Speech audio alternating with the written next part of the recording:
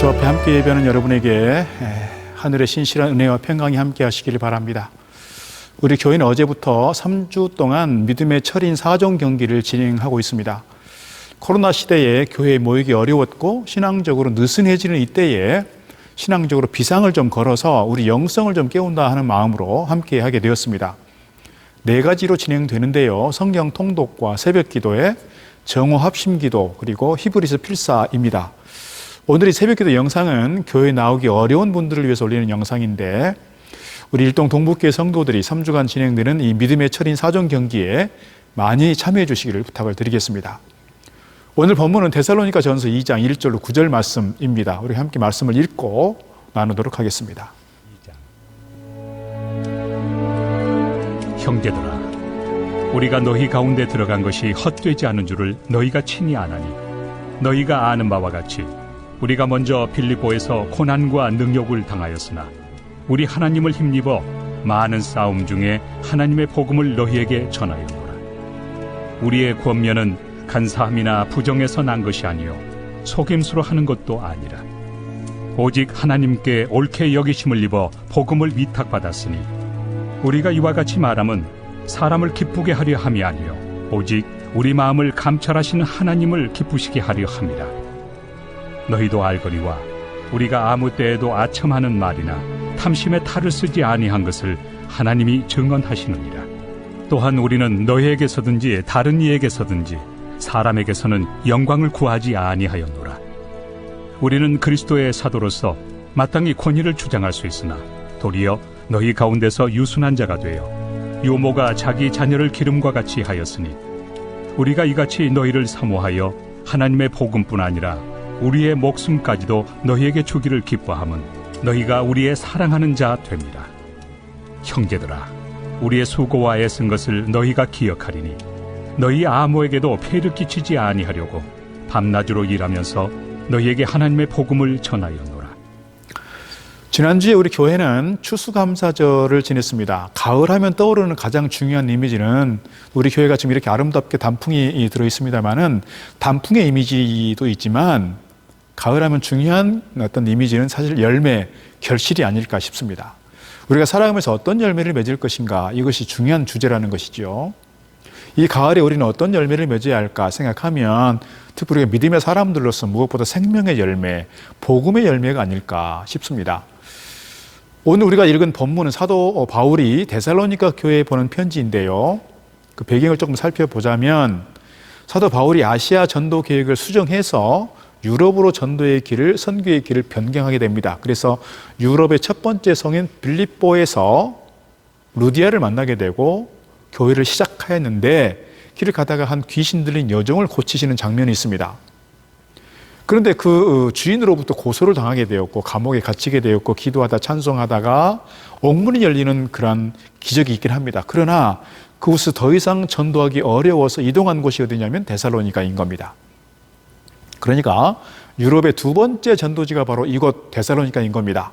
인구가 약 12만 명 정도 되는 이 도시였던 데살로니가에서 단지 3주 동안만 복음을 전했는데 그 복음이 놀랍게 꽃을 피운 것입니다. 그러나 그는 또 유대인들의 반대가 너무 심하게 돼서 그 반대에 부딪힘으로써 또다시 그곳을 떠나게 되는데 얼마 후에 데살로니가 교회에 대한 아름다운 믿음의 소문이 들려오게 된 겁니다.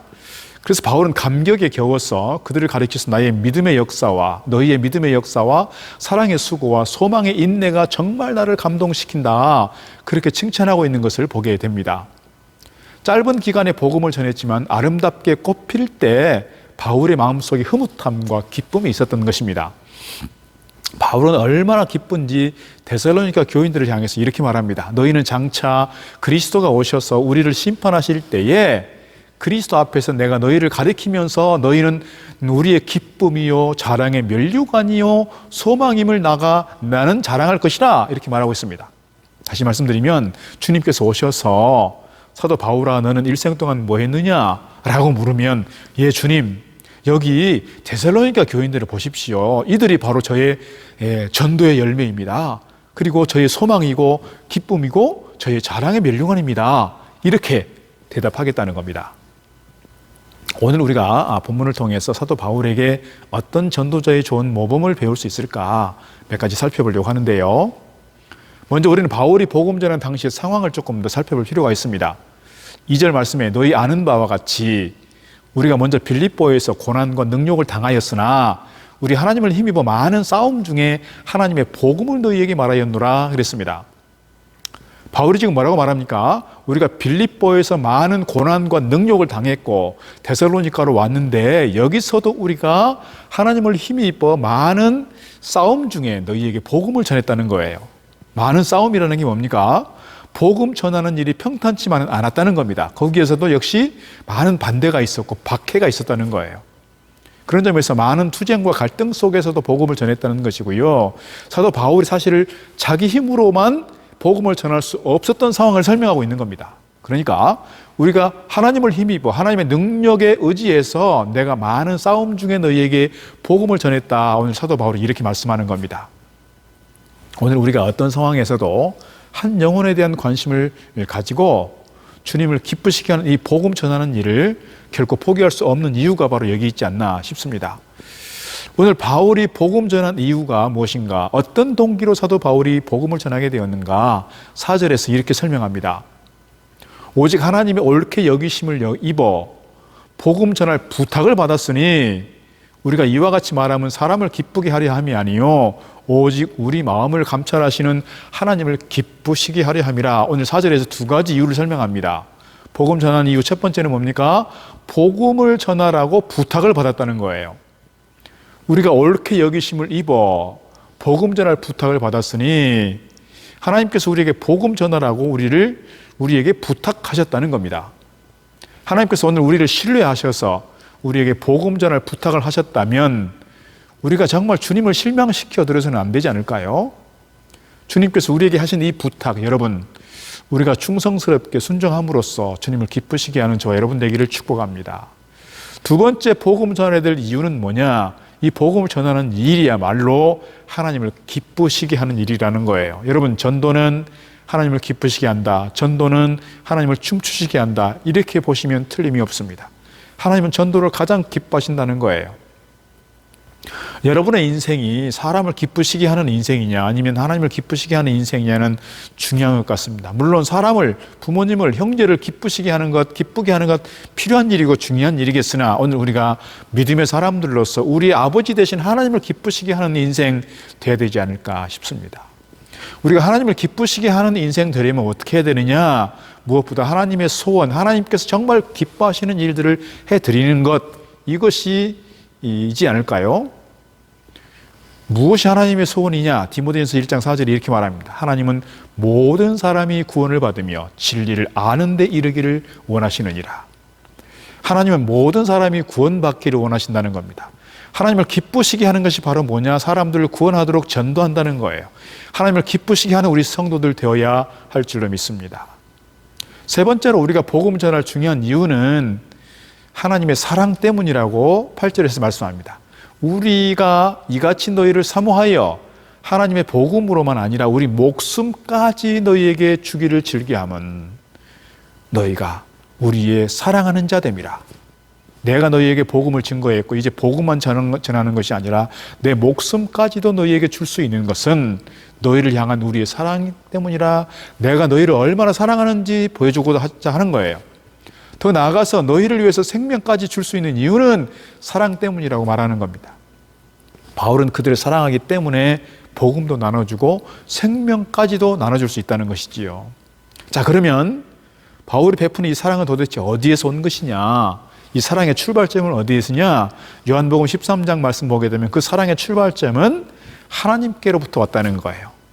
요한복음 13장 30절 새 계명을 너희에게 주노니 서로 사랑하라. 내가 너희를 사랑한 것 같이 너희도 서로 사랑하라. 너희가 서로 사랑하면 이로써 모든 사람이 너희가 내 제자인 줄 알리라. 주님께서 먼저 우리를 사랑하셨다는 거예요. 우리가 그 사랑을 체험해 왔습니다. 이제 바로 그 사랑을 우리 이웃에게 나눠주는 것, 이것이 뭐냐? 복음을 전하는 일이라는 거예요. 그래서 전도는 진실한 사랑의 실천이라고 말씀드릴 수가 있는 겁니다. 내가 아내를 사랑하고 남편을 사랑하고 자녀를 사랑하고 형제를 사랑한다면서 그대로 방치할 수 있다면, 방치하게 된다면 그것은 사랑이라고 말하기 어렵다는 거죠. 그를 사랑한다면 우리가 그를 위해서 간절히 기도할 것이고 그의 손목을 이끌고 주의 전을 향해서 나오게 될 것이라는 거예요. 그런 점에서 주님의 사랑 때문에 우리는 복음을 전할 수밖에 없다는 것이지요. 그러면 바울은 어떻게 복음을 전하게 되었느냐? 7절 말씀이 이렇게 말합니다. 오직 우리가 너희 가운데에서 유순한 자 되어 유모가 자기 자녀를 기름과 같이 했다 그랬어요.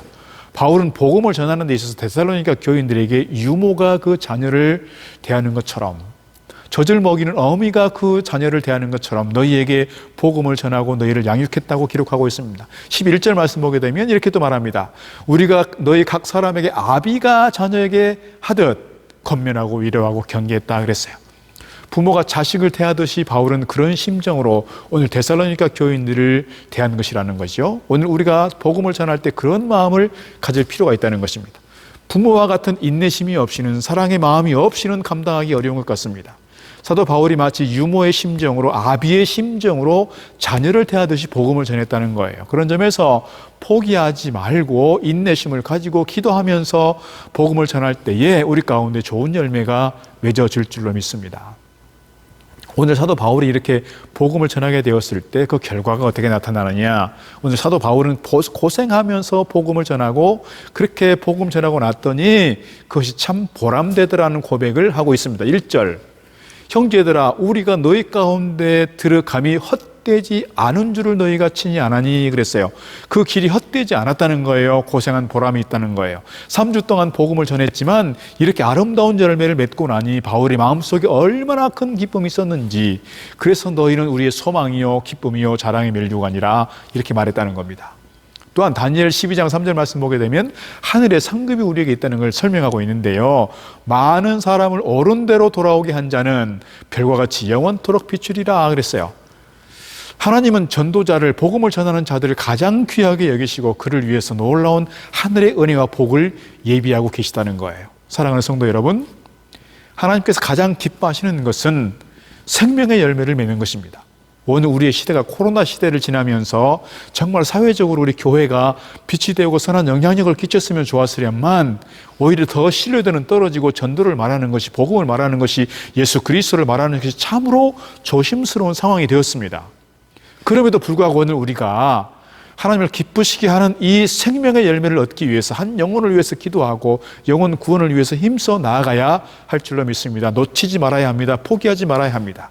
그래서 하나님께로부터 칭찬과 멸류관을 얻는 그 주인공들이 다 되시기를 주의 이름으로 축복합니다. 오늘 이제 믿음의 철인 사정 경기를 시작하고 이틀째 되었습니다. 오늘 또 말씀 가운데 거하기를 바라고, 기도하는 가운데 하나님의 은혜를 입기를 바라고, 성경을 기록하면서 하나님의 놀라운 말씀에 대한 깨달음과 은혜와 축복이 우리 가운데 넘쳐나기를 주의 이름으로 축복합니다. 오늘 하루의 삶도 주 안에서 은혜와 평강이 있는 복된 삶 살아가기를 주의 이름으로 축복합니다.